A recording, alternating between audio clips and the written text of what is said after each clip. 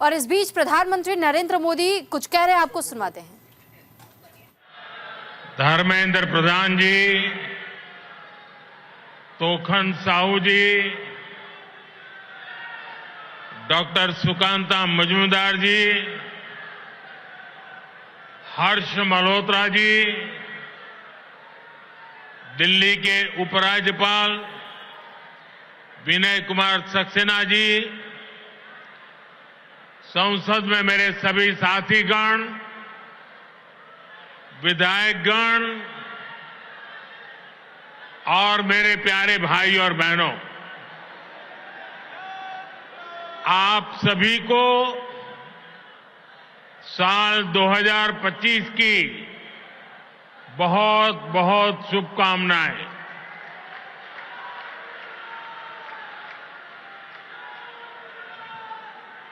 साल 2025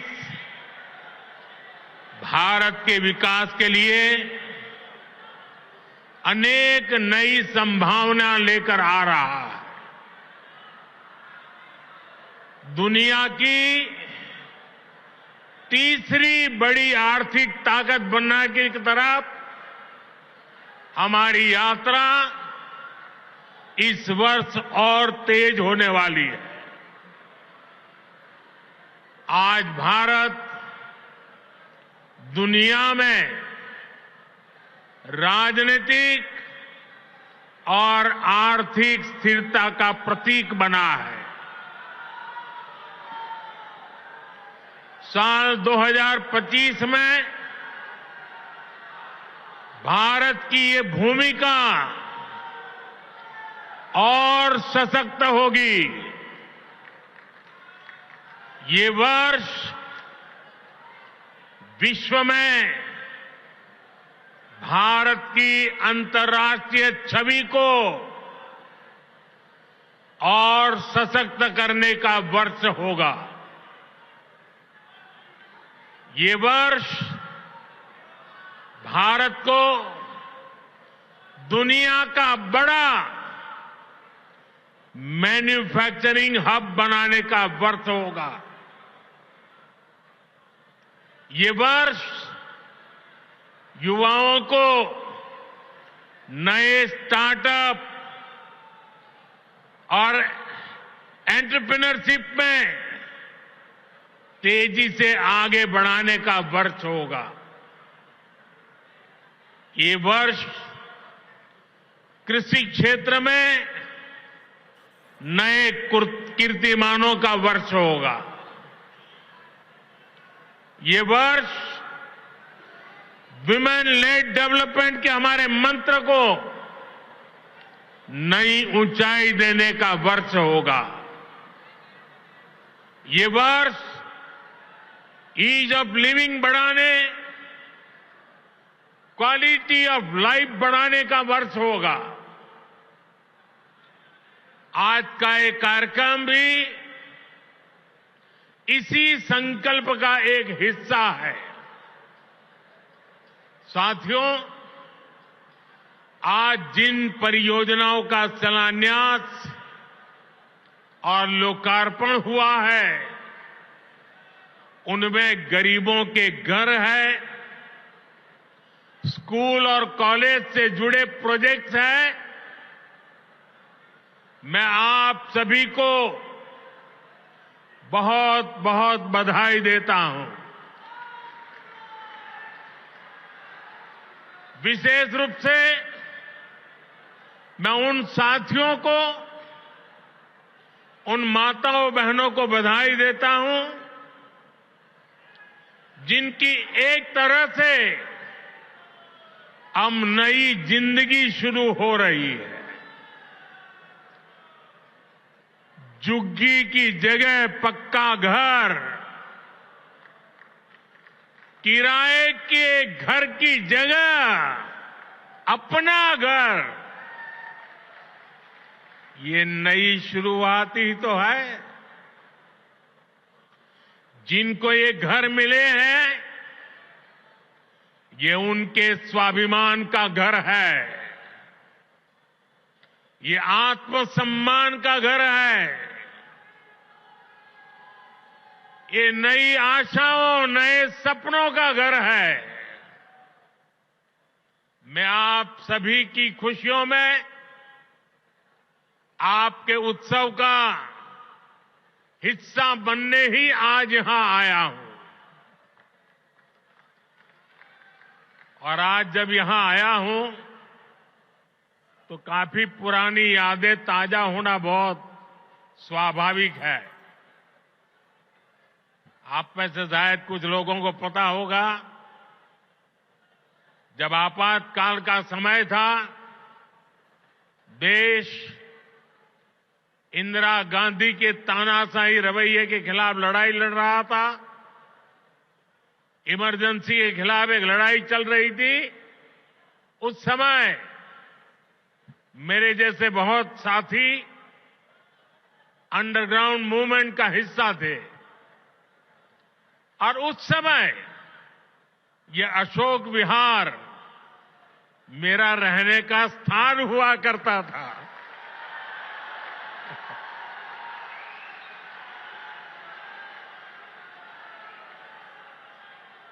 और इसलिए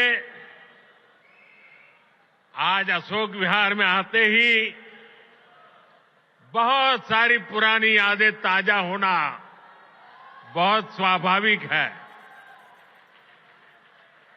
साथियों, आज पूरा देश विकसित भारत के निर्माण में जुटा है। विकसित भारत में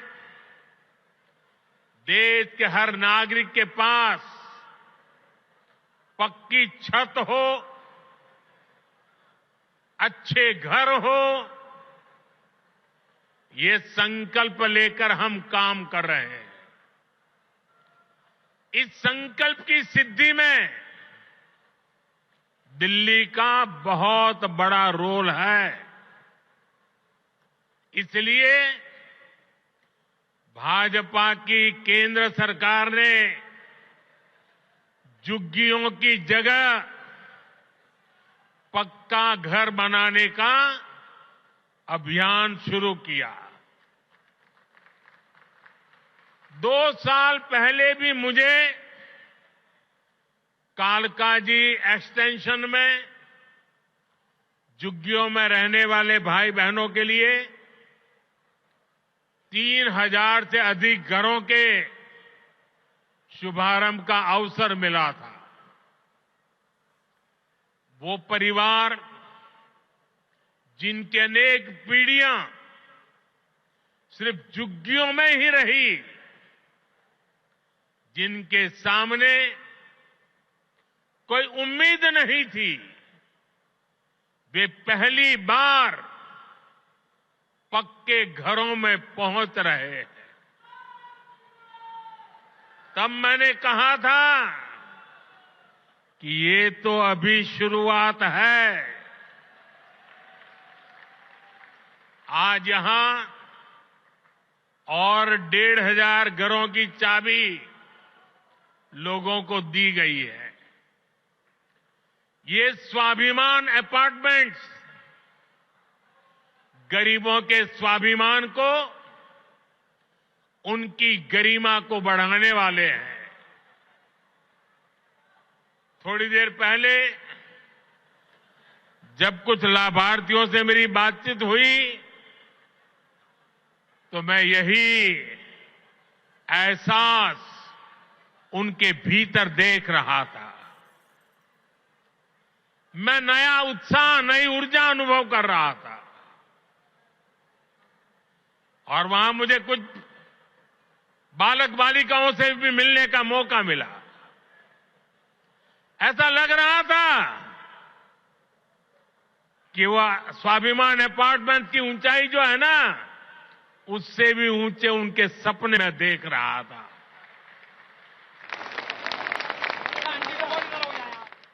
और साथियों, इन घरों के मालिक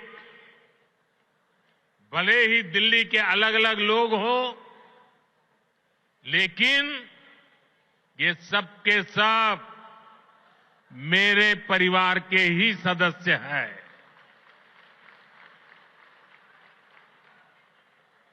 साथियों, देश भली भांति जानता है कि मोदी ने कभी अपने लिए घर नहीं बनाया।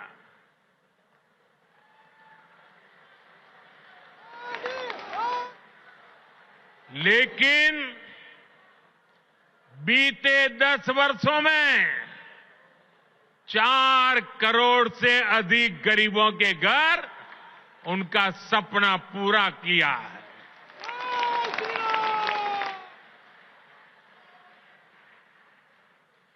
मैं भी कोई शीश महल बना सकता था,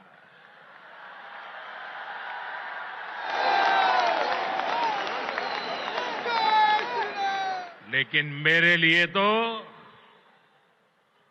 मेरे देशवासियों को पक्का घर मिले, यही एक सपना था। और मैं आप सबको भी कहता हूं, आप जब भी लोगों के बीच जाएं, लोगों को मिलें, और अभी भी जो लोग झुग्गी झोपड़ी में रहते हैं, मेरी तरफ से उनको वादा करके आना, मेरे लिए तो आप ही मोदी है।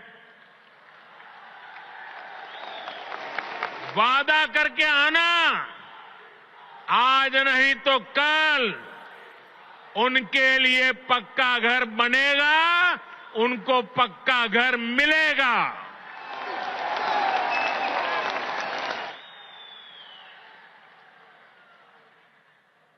गरीबों के इन घरों में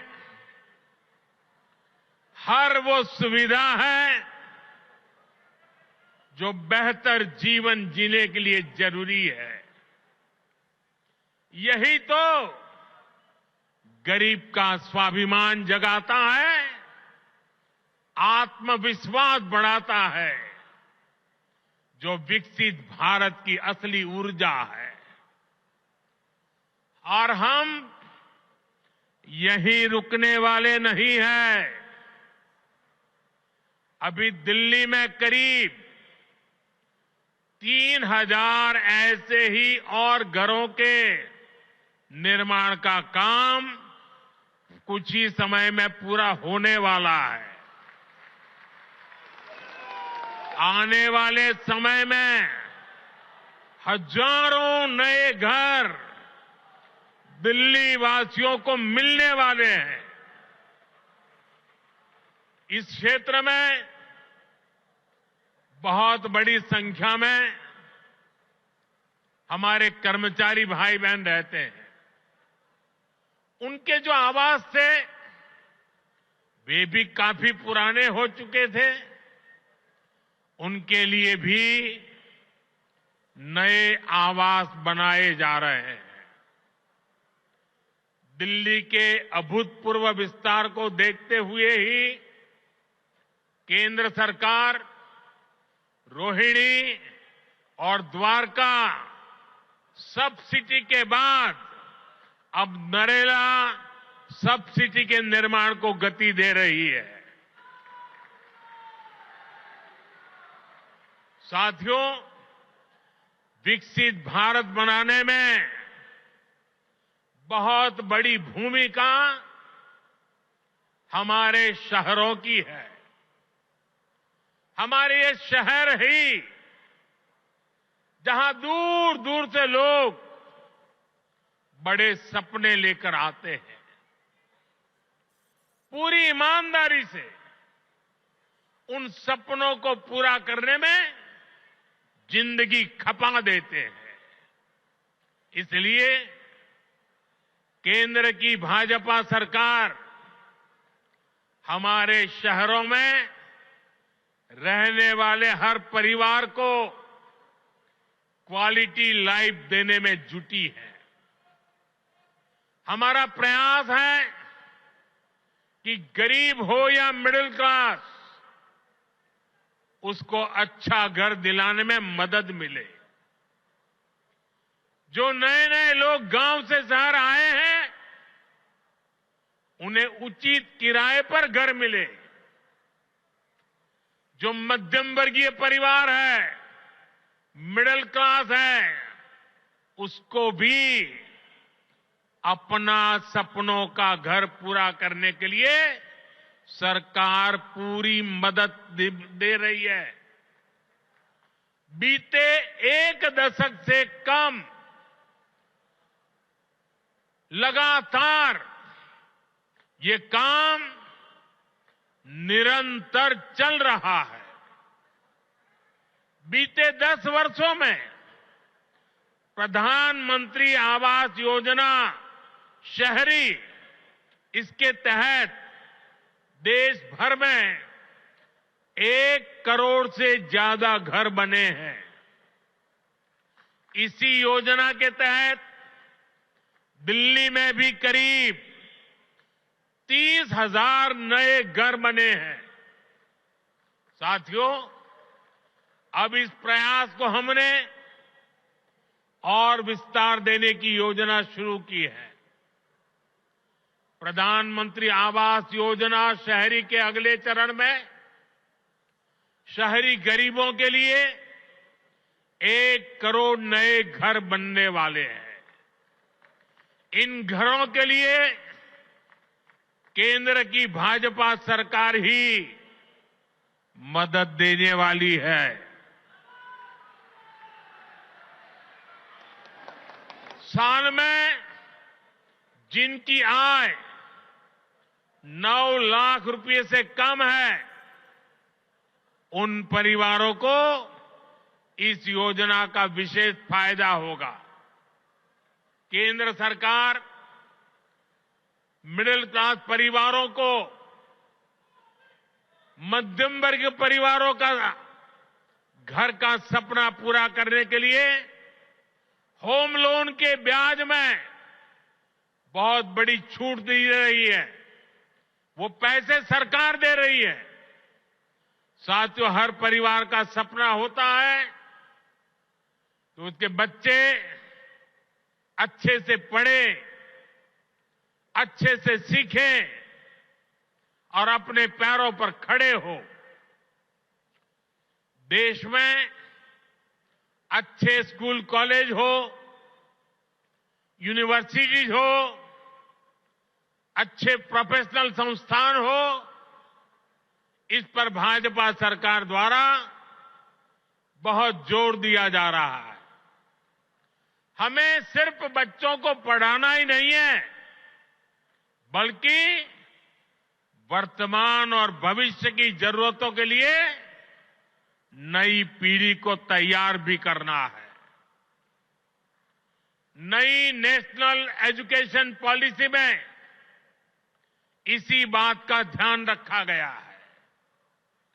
नई राष्ट्रीय शिक्षा नीति गरीब परिवार का बच्चा हो, मध्यम परिवार के संतान हो, उनको नए अवसर देने वाली नीति को लेकर चलता है। हमारे देश में मध्यम वर्ग परिवार के बच्चे हो, गरीब परिवारों के बच्चे हो, उनके लिए डॉक्टर बनना, इंजीनियर बनना, बड़ी अदालत में खड़े होकर के वकालत करना, ये सारे सपने उनके भी होते हैं। लेकिन मध्यम वर्ग के परिवार के लिए अंग्रेजी माध्यम की स्कूल में बच्चों को पढ़ाना आसान नहीं होता है। गरीब के लिए बच्चों को अंग्रेजी में शिक्षा देना मुश्किल होता है। अगर मेरे मध्यम वर्ग के बच्चे, मेरे गरीब परिवार के बच्चे क्या अंग्रेजी के अभाव में डॉक्टर इंजीनियर नहीं बन सकते हैं क्या? क्या उनका डॉक्टर इंजीनियर बनने का सपना पूरा होना चाहिए कि नहीं होना चाहिए? और इसलिए आजादी के इतने सालों तक काम नहीं हुआ, वो आपके इस सेवक ने कर दिया है। अब वो अपनी मातृभाषा में पढ़ करके डॉक्टर भी बन सकता है, इंजीनियर भी बन सकता है, और बड़ी से बड़ी अदालत में मुकदमा भी लड़ सकता है। साथियों, देश की शिक्षा व्यवस्था को बेहतर बनाने में सीबीएसई की बड़ी भूमिका है। इसका दायरा निरंतर बढ़ रहा है। इसको देखते हुए ही सीबीएसई का नया भवन बनाया है। इससे आधुनिक शिक्षा का विस्तार करने में, परीक्षा के आधुनिक तौर तरीकों को अपनाने में मदद मिलेगी। साथियों, उच्च शिक्षा के मामले में दिल्ली यूनिवर्सिटी की प्रतिष्ठा भी लगातार मजबूत हो रही है और ये मेरा सौभाग्य है, मुझे भी दिल्ली यूनिवर्सिटी का विद्यार्थी रहने का सौभाग्य मिला। हमारा प्रयास है कि दिल्ली के युवाओं को यहीं पर उच्च शिक्षा के ज्यादा से ज्यादा अवसर मिले। आज जिन नए परिसरों का शिलान्यास किया गया है, इससे हर वर्ष सैकड़ों नए साथियों को डीयू में पढ़ाई का अवसर मिलेगा। डीयू के पूर्वी कैंपस और पश्चिमी कैंपस का इंतजार लंबे समय से हो रहा था।